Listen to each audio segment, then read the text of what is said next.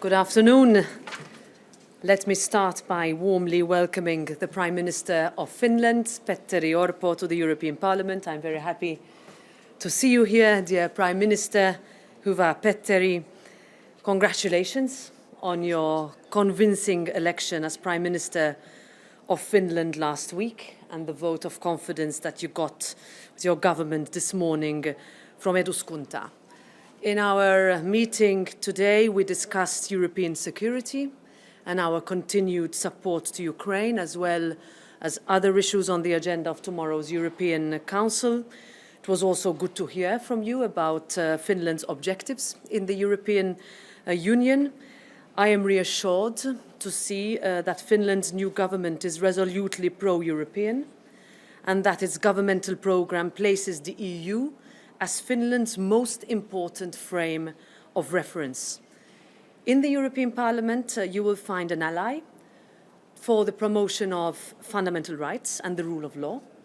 We know we can trust you as an active, reliable and solution-oriented member state, and we look forward to working with you for a stronger, more competitive and dynamic union.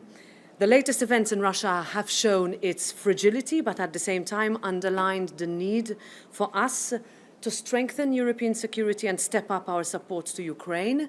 We must pursue on the path agreed a year ago in Versailles to boost our common defence in complementarity and not in competition with NATO. I was also pleased to see your government's decision to allocate the biggest portion of Finnish development aid to Ukraine and your support to its European path. The additional 50 billion euro support for Ukraine's reconstruction announced last week in the context of the multi-annual financial framework revision is therefore welcome. Finally, on a personal note, I would really like to thank you, Petteri, also in advance. We know each other for a long time. As friends, but now also as colleagues, and I very much look forward to working with you across all the institutions. The floor is yours. Thank you so much, Madam President. This was a great pleasure to me to come here as a Prime Minister of Finland, and so fast with my good friend Roberta here in the Parliament. As I said, we have done good cooperation for years, and I'm looking forward to continue this good cooperation. But I want to tell you, and I told to Roberta, that our new government is going to continue the active role in European policies. We are going to be pro-Europeans, pro-Ukraine, pro-human rights, and we are going to fight against climate change. So you can count on us. Our active role in EU policy will continue. At this moment, the most important issue is to support Ukraine. And we have to continue together. Our strong support to Ukraine to help them to win and have a peace with just Ukrainian terms. Last weekend we saw very difficult situations in Russia, and we don't know yet what has happened and what is going to happen next. But what we know is that we need stronger European Union. We need more defense. We need more solidarity together. And we have to take care of our security. But I'm ready to work together to make European Union stronger. And once again, you can count on us. Thank you so much. Finnish national broadcaster YLE here in Brussels. On Ukraine, what concrete results, decisions are you expecting from tomorrow's summit here in Brussels? And a more detailed question, do you see that the EU countries could agree on a mechanism how to use Russian frozen assets swiftly to compensate Ukraine, regardless of the concerns regarding the banking system, for instance, and rule of law? So thank you for this. First of all, we didn't mention this before, but very noteworthy development over the last hours that there was a decision an agreement between the Council and the Parliament on EDIRPA, which is legislation on common procurement, which will boost the defense supply and procurement for Ukraine. We also will be doing this in alignment with the ongoing negotiations of the ammunition proposal, the so-called ASAP. We see that negotiations could be concluded already at the beginning of July. With unprecedented speed, the European Union has acted in order to respond to Ukraine's immediate needs. In the longer term, happy to see that the 11th package of sanctions have been adopted. Very much welcome. I will say this tomorrow during the European Council.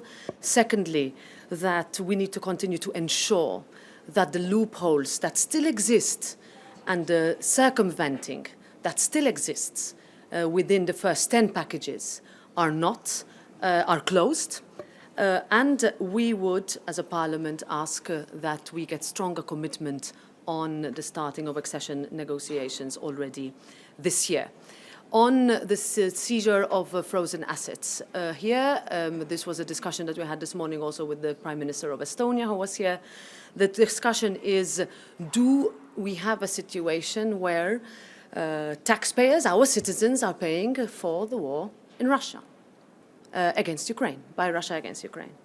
Are we going to allow for the reconstruction of Ukraine that was done brutally, illegally, in the most unjustified manner against destruction by a country whose assets could not be accessed? So we are very much in favor of looking into all legal solutions, identifying a legal pathway, identifying how we can manage to do this. There can be certain structures that are identified at a national level, but definitely something has to be done at a European level too. And that's why last week's pronunciations were welcome. We look forward to seeing a proper structure. Thank you so much for your important question, and it was excellent answer. In general, we have to send a clear signal to Ukraine and Russia that the EU will continue its strong support to Ukraine as long as it takes. We have to continue aid in military, political, humanitarian. We have to continue sanctions, etc. And on frozen assets, I think that Commission's idea to use so-called windfall revenues, it's good, and I'm waiting for the real proposal. Also, Commission's proposal in MFF that we used, I create new 50 billion fund to help Ukraine in coming years. It's good, and we are waiting the proposal, but we are ready to work with it. I'm from Helsingin Sanomat, Finland. I would like to ask about European politics and the next EU election. What is your take, or what is your opinion about the Spitzenkandidat system? Is it something that will benefit the elections and make people vote more, or is it worth trying again? Yes. Parliament's position is very clear. We fully support the Spitzenkandidat process. This is a reflection of a democratic exercise. We are a unique parliament which brings together the populations of all member states with a message that this European Union has delivered over the past now 4, then hopefully 5 years, with unprecedented unity, first during a pandemic, now during a war, and also with a very volatile geopolitical situation that we have. It would also mean that this parliament expressly and resoundly selects the next Commission President and votes on the College of Commissioners.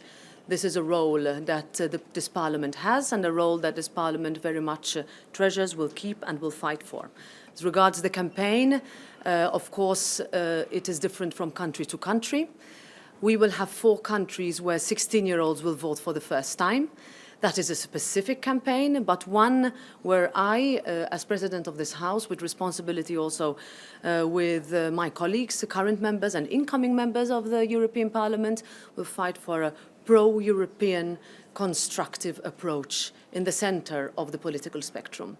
Majorities are found in this House on everything, whether it is Ukraine, whether it is migration, whether it is files on climate, on digital or artificial intelligence. That's where we have shown our strength with proper, thought-out, sounded, costed legislation. I think that that's where the Parliament's crucial role is. It is one that it very much uses with responsibility, and it's one where we have to campaign for in order to prepare for the next mandate. What an excellent answer. That is why she is the President of the Parliament. But very shortly, I support Spitzenkandidat system, but I think that we must work with it and make it well known for the people. But I think it's a good idea and good system. We have to continue. Okay, thank you.